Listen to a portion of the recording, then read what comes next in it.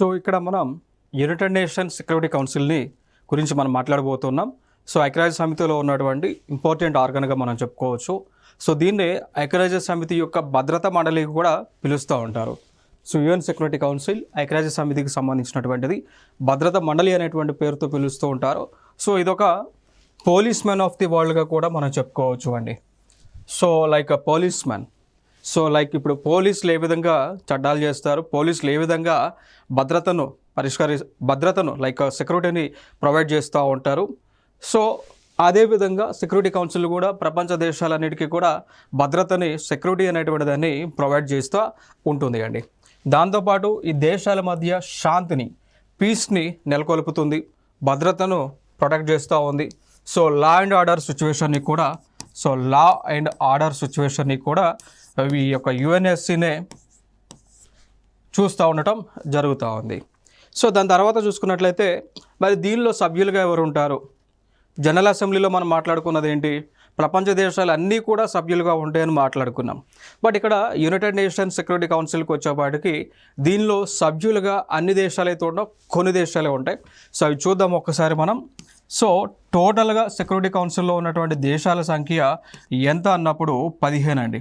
So టోటల్గా ఉన్నటువంటి దేశాలు 15 కంట్రీస్ అయితే ఉంటాయి. ఈ 15 కంట్రీస్లో 5 దేశాలేమో పర్మనెంట్ కంట్రీస్ అంటాం. 5 దేశాలు permanent countries. So permanent countries meaning ఏంటి అంటే ఎప్పటికీ కూడా జనరల్ ఈ కౌన్సిల్లో, సెక్యూరిటీ కౌన్సిల్లో సభ్యులుగా ఉంటాయి. మిగిలినటువంటి 10 కంట్రీస్ ఏమో నాన్ పర్మనెంట్ కంట్రీస్ అని పిలుస్తాం. నాన్ పర్మనెంట్ కంట్రీస్ అండి.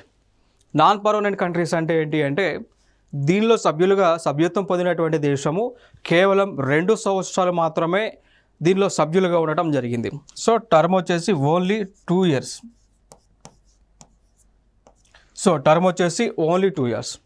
ఇంకొక అంశం, నాన్ పర్మనెంట్ కంట్రీగా ఏదైనా ఒక దేశము ఎన్నుకోబడితే వారు తిరిగి మళ్ళీ ఎన్నుకోబడవచ్చా అంటే రీఎలక్షన్ ఉంటుందో ఒక దేశానికి ఉంటుంది అండి. సో ఏదైనా దేశం, ఇప్పుడు ఫర్ ఎగ్జాంపుల్గా తీసుకుంటే మన ఇండియా, భారతదేశము యుఎన్ఎస్సిలో నాన్ పర్మనెంట్ కంట్రీ సభ్యత్వం కలిగినటువంటి దేశము ఎన్నిసార్లు అట్లా వచ్చింది అంటే 8 times అండి. ఓకేనా? సో 8 సార్లు యుఎన్ఎస్సిలో నాన్ పర్మనెంట్ కంట్రీగా భారతదేశము ఎన్నుకోబడింది. సో దీన్ని బట్టి మనం అర్థం చేసుకోవాలి, any country can be re-elected for the membership of UNSC as a non permanent country. ఈ అంశాన్ని అయితే గుర్తుపెట్టుకోండి. ఓకే, నెక్స్ట్ అంశం. మరి ఇంకొక అంశం ఏంటి అంటే ఈ 10 నాన్ పర్మనెంట్ కంట్రీస్ అన్నాం కదా. సో దీనిలో ప్రతి సంవత్సరము కూడా 5 దేశాలు 2 years పీరియడ్ని కంప్లీట్ చేసుకుంటాయి.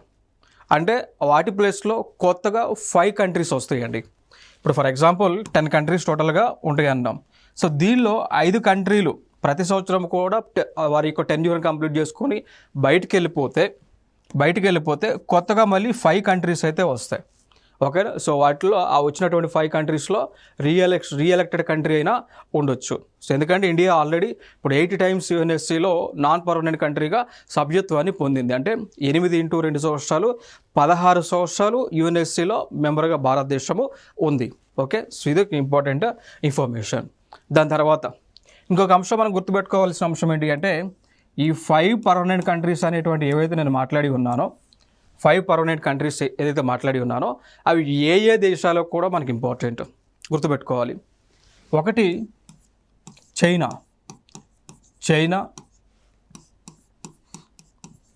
ఫ్రాన్స్, రష్యా,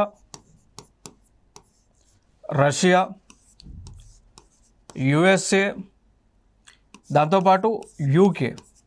ఓకే, సో టోటల్గా 5 దేశాలు ఈ పర్మనెంట్ కంట్రీస్ జాబితాలో ఉన్నాయి. China, France, Russia, USA, UK. ఈ 5 దేశాలే పర్మనెంట్ కంట్రీస్గా పిలుస్తూ ఉంటాం. 5 దేశాలు కూడా మనకి ఇంపార్టెంట్ గుర్తుపెట్టుకోవాల్సినటువంటి నీడ్ అయితే ఉంది. సో చూడవచ్చు ఇక్కడ. దాని తర్వాత ఐక్యరాజ్య సమితిలోని ఇతర విభాగాలు సభ్య దేశాలకు సిఫార్సులు చేస్తుందండి. సో రికమెండేషన్స్ అనేటువంటివి ఇస్తూ ఉంటుంది. యుఎన్ఎస్సి రికమెండేషన్స్ అనేటువంటిది ఇస్తూ ఉంటుంది. ఓకే, సో దాంతోపాటు ఈ భద్రతా మండలికి ఉన్నటువంటి ఇంకొక పవర్ ఏంటి అంటే వీళ్ళు ఏదైనా ఒక స్ట్రాంగ్గా ఒక డెసిషన్ తీసుకుంటే ఆ డెసిషన్ని ఈ మిగిలినటువంటి దేశాలన్నీ కూడా బైండ్ అవ్వాల్సిందే. ఓకేనా? సో ఇదొక యుఎన్ఎస్సికి ఉన్నటువంటి పవర్. ఇంకొక అంశం, యుఎన్ఎస్సికి ఉన్నటువంటి ఇంకొక పవర్ ఏంటి అంటే వీటో అనేటువంటి పవర్ అండి. వీటో పవర్ అంట. ఇప్పుడు ఏదైనా ఒక డెసిషన్ తీసుకున్నారు, వీటో పవర్ ఏంటి అంటే దాని మీనింగ్ ఏంటి అంటే ఇప్పుడు ఏదైనా ఒక డెసిషన్ ఈ 5 దేశాలు కలిసి అనుకుంటున్నాయి అనుకోండి. 5 దేశాల్లో ఒక దేశం నో చెప్పింది, కాదు అంది. అప్పుడు కాదు అన్నప్పుడు ఆ డెసిషన్ని వదిలిపెట్టాల్సిందే. ఇప్పుడు ఫర్ ఎగ్జాంపుల్ మీకు ఎగ్జాంపుల్గా చెప్పాలి అంటే యుఎన్ఎస్సిలో ఈ భద్రతా మండలిలో పర్మనెంట్ మెంబర్షిప్ కోసం ఇండియా ట్రై చేస్తూ ఉంది. భద్రతా మండలిలో పర్మనెంట్ మెంబర్షిప్ కోసం ఇండియా ట్రై చేస్తూ ఉంది. సో ఇక్కడ ఈ 5 దేశాల మొత్తంలో చూసుకున్నట్లయితే 4 దేశాలు భారతదేశానికి యుఎన్ఎస్సిలో మెంబర్షిప్ ఇవ్వడానికి ఓకే చెప్పినాయి. బట్ ఒక దేశం, ఏ దేశం? చైనా అనేటువంటి ఒక దేశం. సో చైనా అనేటువంటి ఒక దేశం యుఎన్ఎస్సిలోకి ఇండియా వస్తాను అంటే వీళ్ళు అడ్డు చెప్తా ఉన్నారు. సో అందుకోసం అప్పుడేమవుతుంది, ఆ డెసిషన్ ఏదైతే ఈ 4 దేశాలు తీసుకున్నాయి అంటే ఏ డెసిషన్ ఇండియాని యుఎన్ఎస్సిలోకి రానిచ్చేటువంటి డెసిషన్ ఏదైతే తీసుకున్నాయో చైనా వద్దంటుంది కాబట్టి ఆ డెసిషన్ని డ్రాప్ అవ్వాల్సి వస్తూ ఉంది. సో ఉపసంహరణ చేయాల్సి వస్తూ ఉంది. సో దాన్ని వీటో పవర్ అంటాం. ఇప్పుడు ఏదైనా ఒక డెసిషన్ తీసుకోవాలి అనుకోండి, 5 దేశాలు కూడా దానికి ఓకే చెప్తేనే ప్రొసీడ్ అవ్వాలి. 5 దేశాల్లో ఏ ఒక్క దేశమైనా లేదా ఏ 2 దేశాలైనా నో చెప్పినాయి అనుకోండి, ఆ యొక్క డెసిషన్ని వదిలిపెట్టాలి, డ్రాప్ చేయాల్సి ఉంటుంది. సో దాన్ని వీటో పవర్ అంటాం. సో ఆ వీటో పవర్ యుఎన్ఎస్సికి ఉన్నది అండి. ఇదొక అంశం. సో చూడవచ్చు ఇక్కడ. సో టోటల్గా 5 పర్మనెంట్ కంట్రీస్ ఉన్నాయి, 10 ఏమో నాన్ పర్మనెంట్ కంట్రీస్ ఉంటాయి. ఒక్కొక్క దానికి టెన్యూర్ వచ్చేసి 2 years ఉంది. ఓకే, దాని తర్వాత చూసుకున్నట్లయితే ఈ ప్రస్తుతము నేటికి ఈ రోజుకి ఈ దేశాలు సభ్యులుగా యుఎన్ఎస్సిలో ఉన్నాయి. చూసుకున్నట్లయితే ఇక్కడ మనం చూసుకున్నట్లయితే 2024-2025 టైంకి సభ్యులుగా ఉన్నటువంటి దేశాలు చూసుకున్నట్లయితే అల్జీరియా ఉంది, సియరా లియోన్ ఉంది, రిపబ్లిక్ ఆఫ్ కొరియా 2024 నుంచి 2025 వరకు అంటే 2 years పీరియడ్ ఉంటాయి. Algeria, Sierra Leone, Republic of Korea, Slovenia, Guyana. So 5 countries ఉన్నాయి. దాంతోపాటు ఇంకొక 5 కంట్రీస్ ఏమున్నాయి ఇక్కడ. 2023లో యుఎన్ఎస్సిలోకి మెంబర్గా జాయిన్ అయినాయి. 2024 డిసెంబర్ వరకు కూడా పదవిలో ఉంటాయి. ఆ దేశాలు మొజంబిక్ అనేటువంటిది, జపాను, ఈక్వెడార్, మాల్టా, స్విట్జర్లాండ్. ఓకేనా? సో ఇవి టర్మ్లో ఉంటాయి. వీళ్ళకంటే ముందు 2022లో మెంబర్గా జాయిన్ అయింది. సో 2023 డిసెంబర్ వరకు మెంబర్గా ఉన్నటువంటి దేశాలు ఇవి: Gabon, Ghana, United Arab Emirates, Albania, Brazil. వీళ్ళ స్థానంలో ఈ కంట్రీస్ వచ్చినాయి కదా: Algeria, Sierra Leone, Republic of Korea, Slovenia, Guyana. అర్థమైంది కదా? సో 5 కంట్రీస్ పోతే అడిషనల్గా కొత్త కంట్రీస్ 5 కంట్రీస్ జాయిన్ అవుతాయి. సో ఇవి ప్రతి సంవత్సరం కూడా ఏం జరుగుతోంది, 5 దేశాలు బయటికి వెళ్ళిపోతే 5 దేశాలు ఈ యుఎన్ఎస్సిలో మెంబర్స్గా రావడం జరుగుతూ ఉంది. పదవి కాలం వచ్చేసి 2 years. నెక్స్ట్ అంశం, ఇంకొక అంశం ఏంటి అంటే ఈ 10 కంట్రీస్ ఉన్నాయి కదా, 10 కంట్రీస్ నాన్ పర్మనెంట్ కంట్రీస్ యుఎన్ఎస్సిలో. అయితే ఇక్కడ ప్రతి దేశము కూడా ప్రతి దేశం కూడా ఒక నెల యుఎన్ఎస్సికి ప్రెసిడెన్సీ నేషన్గా ఉంటుంది. ఇప్పుడు ఫర్ ఎగ్జాంపుల్ తీసుకున్నట్లయితే అక్టోబర్ అనుకోండి, అక్టోబర్ నెలలో స్విట్జర్లాండ్ అనేటువంటి ఒక దేశము ప్రెసిడెంట్గా ఉంటుంది.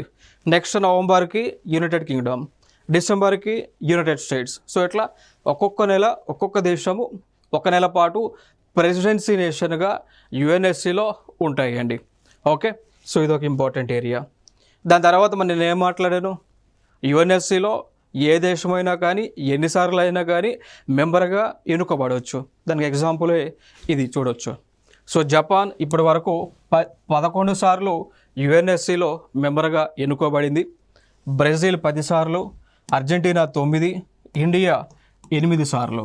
సో ఇండియా 8 సార్లు మెంబర్గా ఎన్నుకోబడింది. పాకిస్తాన్ 7, కొలంబియా 7, ఇటలీ 7, కెనడా 6 అండి. సో ఇట్లా ఈ విధంగా. సో దీన్ని బట్టి మనం తెలుసుకోవాల్సిన అంశాలు ఏంటి అంటే ఏ దేశము అత్యధిక సార్లు యుఎన్ఎస్సిలో మెంబర్షిప్ కలిగినటువంటి దేశం ఏది అన్నప్పుడు జపాన్ 11 సార్లు, అంటే దాదాపు 22 సంవత్సరాలు కాలం యుఎన్ఎస్సిలో నాన్ పర్మనెంట్ కంట్రీగా జపాన్ ఉంది. Brazil 20 years, Argentina 18 years, India 16 years అనమాట. ఓకే, సో ఇది ఇక్కడ ఇంపార్టెంట్ ఏరియా. ఇంకా తర్వాత మనం చూసుకున్నట్లయితే ఈ యుఎన్ఎస్సి గురించే మాట్లాడేటప్పుడు ఇంకొక అంశం గురించి మనం మాట్లాడాలి. అంశం ఏంటి అంటే G4 కంట్రీస్. అంశం ఏంటి అంటే G4కి సంబంధించినటువంటిది. సో G4 ఇంకొక అంశం ఏంటి అంటే G4కి సంబంధించినటువంటి అంశం ఏంటి అంటే కొన్ని కంట్రీస్ యుఎన్ఎస్సిలో పర్మనెంట్ మెంబర్షిప్ కోసం ట్రై చేస్తూ ఉన్నాయి. ఆ కొన్ని కంట్రీసే G4 అనేటువంటి కూటమిని, గ్రూప్ ఆఫ్ 4 కంట్రీస్ అనేటువంటి ఒక కూటమిని ఏర్పాటు చేసినాయి. అవి ఏవే దేశాలు అన్నప్పుడు అవి ఏ దేశాలు అంటే 1 Brazil, 2 India, 3 Germany, 4 Japan. So 4 దేశాలండి. ఓకేనా. సో ఒక 4 దేశాలు యుఎన్ఎస్సి యునైటెడ్ నేషన్స్ సెక్యూరిటీ కౌన్సిల్లో మెంబర్షిప్ కోసం ట్రై చేస్తూ ఉన్నాయి. ఆ 4 దేశాలు ఏంటి అంటే ఈ బిగ్ జే అనేటువంటి 4 దేశాలు. ఓకేనా. కోడ్ మీరు ఎట్లా గుర్తుపెట్టుకుంటారు అంటే BIG, బిగ్ జే. బి అంటే బ్రెజిల్, ఐ అంటే ఇండియా, జీ అంటే జర్మనీ, జే అంటే జపాన్. సో బిగ్ జే అన్నట్టు. సో 4 దేశాలు ఏ కంట్రీస్ ఇవి? ఎవరైతే యుఎన్ఎస్సిలో పర్మనెంట్ మెంబర్షిప్ కోసం ట్రై చేస్తూ ఉన్నటువంటి దేశాలు. బట్ ఇక్కడ ఒక్కొక్క దేశాన్ని యుఎన్ఎస్సిలో రాకుండా కొన్ని దేశాలు అడ్డుకుంటూ ఉన్నాయి. సో అపోజ్ చేస్తూ ఉంది. ఫర్ ఎగ్జాంపుల్గా తీసుకున్నట్లయితే జర్మనీ దేశము యుఎన్ఎస్సిలో మెంబర్షిప్ కోసం ట్రై చేస్తూ ఉంటే అడ్డుకుంటున్నటువంటి దేశాలు 1 ఇటలీ, 2 స్పెయిన్. ఇండియాని అడ్డుకున్నటువంటి దేశాలు 1 పాకిస్తాన్, 2 చైనా. బ్రెజిల్ని అడ్డుకున్నటువంటి దేశం అర్జెంటీనా. జపాన్ అడ్డుకున్నటువంటి దేశం ఆస్ట్రేలియా. సో ఇట్లా ఈ అపోజ్ చేస్తున్నటువంటి దేశాలు. కోర్స్ ఈ దేశాలు యుఎన్ఎస్సిలో పర్మనెంట్ కంట్రీస్ కానప్పటికీ కూడా ఓటింగ్లో పాల్గొంటాయి కదా. జనరల్ అసెంబ్లీలో ఓటింగ్ జరుగుతూ ఉంది. నేనేమన్నాను, యుఎన్ఎస్సిలో మెంబర్షిప్ కోసం ఇవ్వాలి అంటే, ఆ మెంబర్షిప్ పొందాలి అంటే దానికి సంబంధించిన ఓటింగ్ యుఎన్జిఏలో జరిగేది అన్నాం కదా. యుఎన్జిఏలో మెంబర్స్గా ఈ దేశాలన్నీ కూడా ఉన్నాయి కదా. సో ఇవి ఈ దేశాలకి వ్యతిరేకంగా ఓటింగ్ చేస్తూ ఉన్నాయి. రైట్. సో అది ఇక్కడ ఇంపార్టెంట్ ఏరియా. సో చూడవచ్చు ఇక్కడ ఇది మ్యాప్లో మనం చూసుకున్నట్లయితే ఇక్కడ ఉన్నటువంటిది బ్రెజిల్, ఇక్కడ ఇండియా, ఇక్కడ జర్మనీ, అండ్ ఇక్కడ ఉన్నటువంటి దేశం జపాన్ దేశం. 4 దేశాలు కూడా యుఎన్ఎస్సిలో మెంబర్స్ కోసం ట్రై చేస్తూ ఉంది. ఇంకా 3వ ఆర్గన్ వచ్చేసి సెక్రటరియట్ అంటాం. చూడవచ్చు దీని యొక్క హెడ్ క్వార్టర్ కూడా న్యూయార్క్ దేశంలో ఉంటుంది. సో ఈ సెక్రటరియట్ని హెడ్ వచ్చేసి సెక్రటరీ జనరల్ అండి. ఓకేనా. సో యునైటెడ్ నేషన్స్ ఆర్గనైజేషన్లో సెక్రటరియట్ అనేటువంటిది ఉంటుంది. దానికి హెడ్ ఎవరు అన్నప్పుడు సెక్రటరీ జనరల్. సో ప్రస్తుతం ఉన్నటువంటి సెక్రటరీ జనరల్ ఎవరు? Antonio Guterres.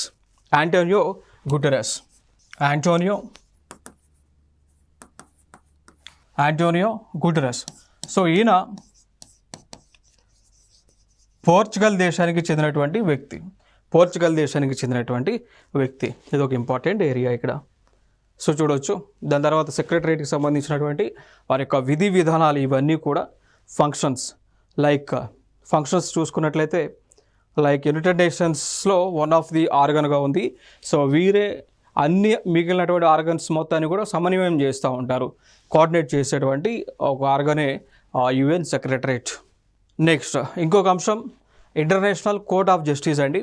International court of justice ఇది ఒక ఇంపార్టెంట్ ఆర్గన్. నేనేమన్నా సుప్రీంకోర్ట్ ఆఫ్ ఇండియా ఏ విధంగా భారతదేశంలో రాష్ట్రాల మధ్య ఉన్నటువంటి సమస్యలను పరిష్కరిస్తూ ఉందో అదే మాదిరిగా అదే విధంగా ఇంటర్నేషనల్ కోర్ట్ ఆఫ్ జస్టిస్ అనేటువంటిది ప్రపంచ దేశాల మధ్య ఉన్నటువంటి సమస్యలను పరిష్కరిస్తూ ఉంది. ఓకేనా? ఇంకొక అంశం మనం గుర్తుపెట్టుకోవాలి, ఇంటర్నేషనల్ కోర్ట్ ఆఫ్ జస్టిస్ ఇచ్చేటువంటి తీర్పు బైండింగా నాన్ బైండింగా. అంటే ఇప్పుడు ఫర్ ఎగ్జాంపుల్ ఇండియాలో చూసుకుంటే సుప్రీంకోర్ట్ ఆఫ్ ఇండియా ఏదైనా జడ్జిమెంట్ ఇచ్చింది అనుకోండి, ఖచ్చితంగా భారతదేశంలో ఉన్నటువంటి వారందరూ కూడా ఆ జడ్జిమెంట్ని ఒబే చేయాల్సిందే, బైండ్ అవ్వాల్సిందే. కాదంటానికి లేదు. కాదంటే కోర్టు ధిక్కరణ కింద అరెస్ట్ చేసి 6 నెలల వరకు జైల్లో ఉంచుతారు. ఓకేనా? సో సుప్రీంకోర్ట్ ఆఫ్ ఇండియా ఒక జడ్జిమెంట్ పాస్ చేస్తే హైకోర్టు అయినా ఒబే చేయాల్సిందే, ఆఫీసర్ అయినా ఒబే చేయాల్సిందే, పిఎం అయినా ఒబే చేయాల్సిందే, సీఎం అయినా ఒబే చేయాల్సిందే, ఎవరైనా కానీ ఒబే చేయాల్సిందే supreme court of India judgement pass చేస్తే. కాదు అంటే కోర్టు ధిక్కరణ కింద చర్యలను తీసుకొని 6 నెలల వరకు జైల్లో పెట్టేటువంటి ఛాన్స్ కూడా ఇక ఇండియన్ పీనల్ కోడ్ ప్రకారం ఉంటుంది. ఓకే, లేదా ఇప్పుడు కొత్తగా ఇండియన్ పీనల్ కోడ్ని బిఎన్ఎస్ అని పిలుస్తూ ఉన్నారు, భారతీయ న్యాయ సంహిత అని చెప్పేసి. సో వాటి ప్రకారం 6 months వరకు జైల్లో పెట్టడానికి పాసిబిలిటీ ఉంది. బట్ ఇక్కడ ఇంటర్నేషనల్ కోర్ట్ ఆఫ్ జస్టిస్ ఇచ్చేటువంటి జడ్జిమెంట్ అనేటువంటిది బైండింగ్ కాదు. అర్థమైందా? సో ఖచ్చితంగా దాన్ని ఫాలో అవ్వాల్సినటువంటి నీళ్ళు లేదు. అవ్వాలి అనుకుంటే అవ్వచ్చు, లేదు అనుకుంటే ఇక వారి ఇష్టం.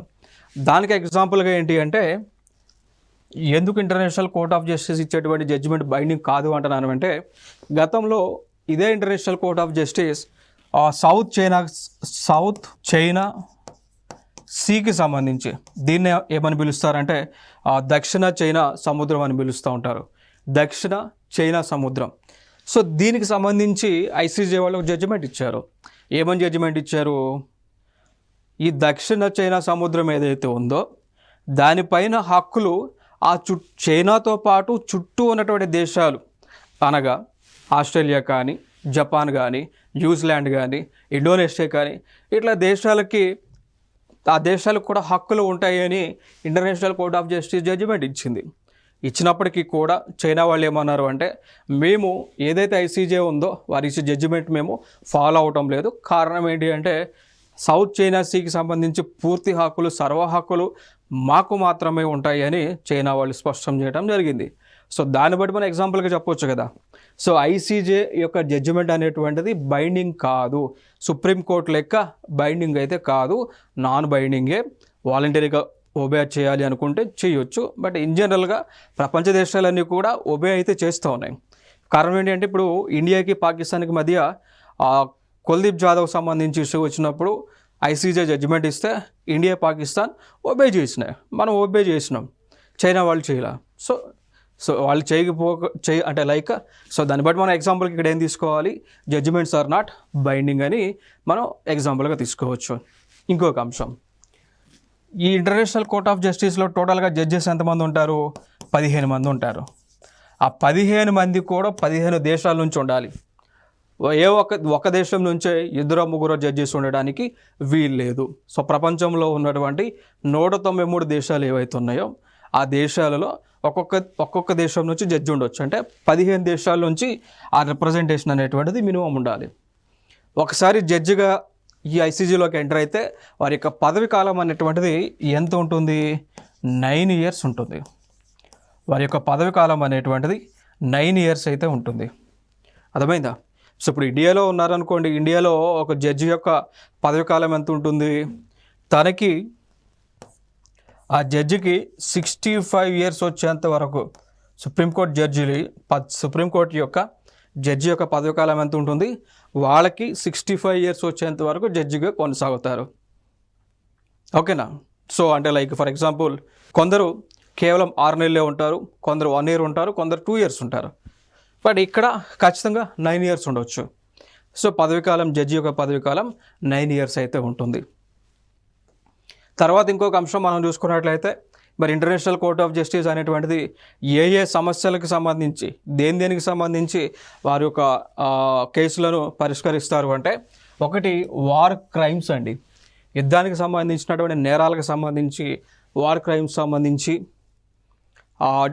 కేసెస్ హీరింగ్ చేస్తూ ఉంటారు. దాని తర్వాత ఇల్లీగల్ స్టేట్ ఇంటర్ఫిరెన్స్ అండి, అక్రమంగా, అన్యాయంగా ఏ దేశం అయినా కానీ ఇంకొక దేశానికి సంబంధించి అంశాలపైన వేలు పెడితే అప్పుడు ఐసీజే ఇన్వాల్వ్ అవ్వచ్చు. ఓకేనా. దాని తర్వాత ఎథనిక్ క్లెన్సింగ్ అంటాం. సో లైక్ ఇప్పుడు ఫర్ ఎగ్జాంపుల్ మనం చూసుకున్నట్లయితే మయన్మార్ దేశంలో రోహింగ్యాలకు సంబంధించినటువంటి అంశం ఉంది. సో రోహింగ్యులు అనేటువంటి వారిని మయన్మార్ దేశం నుంచి వాళ్ళ లోకల్లో ఉన్నటువంటి వారు వెలగొడుతూ ఉన్నారు. శ్రీలంకలో మనం చూసుకున్నట్లయితే సిన్హాలీస్ అనేటువంటి వారు, శ్రీలంక దేశంలో సిన్హాలీస్ అనేటువంటి వారు తమిళియన్స్ ఎవరైతే ఉన్నారో వాళ్ళని వెలగొడుతూ ఉన్నారు. అట్లాంటి సిచ్యువేషన్స్ ఉన్నప్పుడు కూడా ఐసీజే వాళ్ళు ఇన్వాల్వ్ అవ్వచ్చు, ఇంటర్నేషనల్ కోర్ట్ ఆఫ్ జస్టిస్ వాళ్ళు ఇన్వాల్వ్ అవ్వచ్చు. సో ఎథనిక్ క్లీనిజింగ్ జరిగినప్పుడు లేదా ఎథనిక్ లైక్ ఈ యొక్క కమ్యూనిటీస్ పైన అటాక్స్ జరిగినప్పుడు ఐసీజే ఇన్వాల్వ్ అవ్వచ్చు. ఓకే. దాని తర్వాత ఇంకొక అంశం ఏంటి అంటే మెయిన్ పర్పస్ వచ్చేసి ఇంటర్నేషనల్ కోర్ట్ ఆఫ్ జస్టిస్ యొక్క మెయిన్ పర్పస్ వచ్చేసి ఈ దేశాల మధ్య సమస్యలు, అది ఏ సమస్య అయినా కానీ లైక్ వాటర్ డిస్ప్యూట్ అవని, టెర్రరిజం సంబంధించినటువంటి అంశాలు కానీ, ఓకేనా, లేదా పవర్ షేరింగ్ అంశానికి సంబంధించి కానీ, లేదా సరిహద్దు తగాదాలు అంటాం కదా, బౌండరీ డిస్ప్యూట్స్ అంటాం. సో బౌండరీ డిస్ప్యూట్స్ సంబంధించి